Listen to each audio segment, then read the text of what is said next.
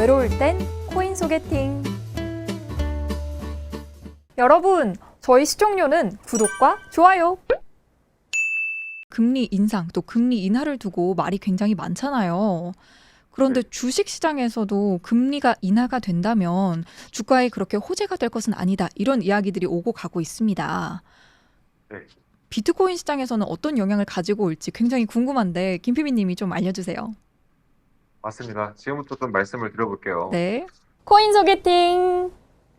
자, 그럼 금리 인하가 주식 투자와 코인 투자에 정말 도움이 될까?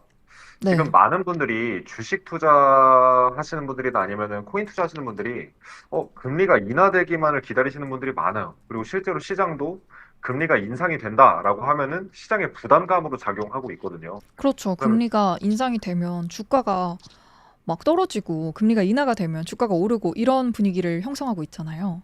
예, 그러면은 앵커님한테 제가 한번 여쭤보면 네. 금리가 인상이 되는 게 좋을까요? 아니면 인하가 되는 게 좋을까요? 저는 이 부분을 사실 조금 공부를 했었어서 인하가 되는 게 좀 장기간으로 봤을 때는 좋지 않지 않을까 생각을 하고 있기는 하거든요. 근데 또 진짜요? 그렇다고 해서 상승이 무조건 좋은 건 또 아니니까요. 적당한 중간선을 찾아야 되지 않을까. 코인 소개팅.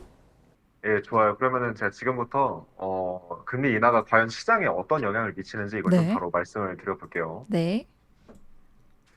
자, 일단 금리가 인상이 됐다가 이제 중단이 되고 그다음에 인하가 되는 걸 피봇이라고 합니다. 이거 혹시 네. 들어보셨어요? 네네. 예. 피봇이라는 거는 금리 정점에서 하락으로 전환하는 것을 의미를 하는데, 그러니까 결국 지금 금리가 인상을 했다가 지금 이제 금리가 고점에서 어느 정도 인상하는 걸 중단하다가 이제 다시 금리가 이제 5%, 4% 이렇게 인하하는 거를 피봇이라고 하는 거죠. 네.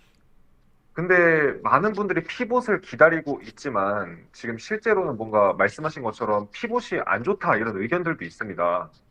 근데 네. 일단 피봇이 투자에 긍정적일 거다라고 말씀하시는 분들은 이유가 뭐냐면은 금리가 낮아지면 당연히 이자율이 낮아지는 거니까 이자 부담도 낮아지고 그러면은 경제랑 투자도 좋아지지 않을까? 왜냐 부동산 살 때 뭐 들어가는 투자에 대한 뭐 이자율도 이제 적게 들고 그다음에 뭐 주식 투자나 코인 투자할 때 대출 받아서 투자할 때도 좀 이자 부담도 적고 하니까 당연히 금리가 떨어져야지 투자할 때 도움이 된다라고 알고 있습니다. 네. 그런데 이제 그럼 과연 실제로는 어떨까? 이걸 좀 한번 알아보려고 하는데요. 코인 소개팅. 이제 지금 한 20년 동안 금리를 내렸었던 때가 피봇을 했던 때가 총 3번이 있습니다. 그래서 2001년 그리고 2007년 그다음에 2019년인데요. 이때 혹시 어떤 일들이 일어났는지 혹시 앵커님 알고 계세요? 주가가 하락했다고 알고 있거든요. 오, 어떻게 그렇게 잘하세요? 주식 투자를 하면서 과거에 있었던 걸 조금 저한테 도움 삼아서 많이 투자를 하고 있습니다. 제가 오늘 영상에서 말씀드릴 게 없겠는데요. 모르실 거라고 생각하고 좀 컨셉을 잡아보려고 했는데 좀 실패한 것 같고요. 바로 한번 말씀 계속 지속해볼게요. 네. 일단 2001년에 금리를 내렸었고 그다음에 2007년에 2019년에 이렇게 총 3번의 금리를 내렸었는데 네. 여기서 아실 분들은 다들 아시지만 2000년에는 닷컴 버블 붕괴가 발생했었고 네. 2008년에는 글로벌 금융위기가 발생을 했었어요. 그리고 2020년에는 이제 코로나 쇼크로 인한 주가 폭락이 있었습니다. 그래서 실제로 금리를 인하했었던 때 이후에 주가가 어떻게 되는지를 보면 2001년 1월에 그 금리가 내려가고 나서 주가가 여기서부터 여기까지 이렇게 크게 폭락을 했었습니다. 미국 S&P 500 기준입니다. 네. 그리고 이제 2007년 9월에 금리 인하고 나서 고점을 찍고 주가가 크게 붕괴를 했었고 코로나 쇼크 때도 마찬가지였죠. 그러니까 이게 사실 S&P 500 주가로 이 정도면은 뭐 개별 주식들이 30%, 50%뭐 많게는 95% 이상, 그러니까 20토막이 나는 거죠, 주가가. 이렇게나 크게 붕괴가 됐었다고 하더라고요. 코인 소개팅. 그러니까 금리 인하가 오히려 좋은 게 아니라 주요 경제 위기의 신호탄이었다? 이런 이제 얘기가 될 수도 있는 거죠. 근데 제가 여기서 조금 궁금한 점이 금리를 인하를 해서 주가가 빠진 것이 아니고 경제 위기가 터졌는데 또 마침 금리도 인하했고 이런 타이밍이 맞아떨어져서 주가가 하락한 건 아닌가요? 아주 정확합니다. 아니, 어떻게, 뭐 제가 말씀드릴 걸 미리 다 네네. 말씀해 주시니까 제가 봤을 때는 이거 편집 어떻게 해서 올라갈지 모르겠는데, 참, 제가 방송 이제 처음 하는데 좀 난해하네요. 지금 아, 말씀해 주신 걸 들으니까 제가 이 부분이 좀 궁금한 점이 생겼거든요. 아주 똑똑하신 분이 오신 것 같아요. 그럼 제가 자료로 한번 다시 좀 검증을 해보겠습니다. 네. 자, 그러면은 피봇을 했을 때 실제로 주가가 빠지더라. 그러면은 지난 몇십 년 동안 어떻게 됐었냐? 1970년 이후로 현재까지 총 6번의 피봇 기간 동안 단 한 번도 주가가 상승한 적이 없어요. 그러니까 음, 어떻게 보면 주식 투자하는 사람들한테 이 금리를 인하하는 피봇이라는 건 어떻게 보면 재앙과도 마찬가지인 거죠. 그래서 에임리치 사이트에도 제가 이렇게 글을 올려드렸었던 게 있는데 네. 평균 이제 6번의 기간 동안 평균 14개월 동안 28% 정도 하락하더라. 근데 지금 아직 이제 금리가 인하가 되지 않았지 않습니까? 네네. 그러면은 금리가 인하가 시작이 되면 그 시기를 기점으로 뭐 6개월이든 1년이든 1년 반이든 이렇게 적지 않은 폭으로 하락을 할 수가 있다는 얘기가 되겠죠. 코인 소개팅.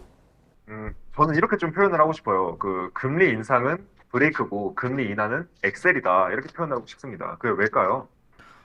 어, 금리 인상은 오히려 천천히 움직이게 되고, 금리 인하는 뭐 빠르게 나가게 되는 건가요?